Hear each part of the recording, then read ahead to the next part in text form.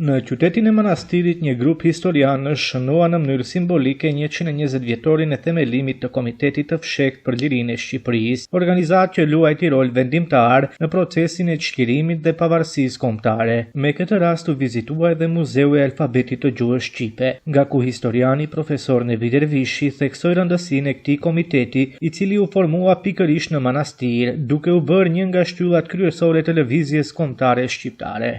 Dhe pikërisht në vitet e fundit të rilindjes kombëtare, Manastiri ishte një ndër vatrat më të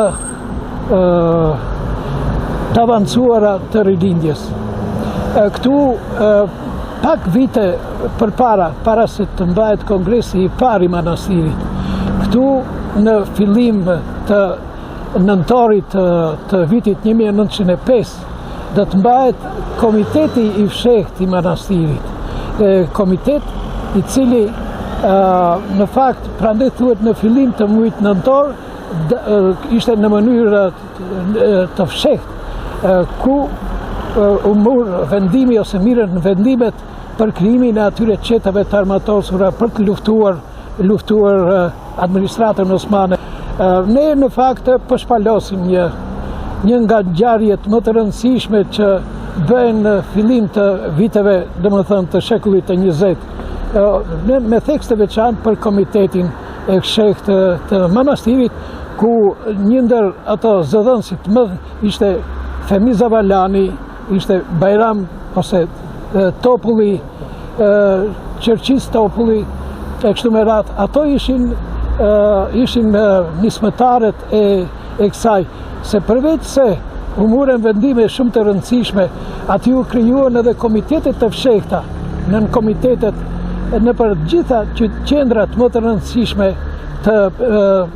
vilajetit të Manastirit dhe të vilajetit Kosovës, por që koordinoheshin nga një bërtham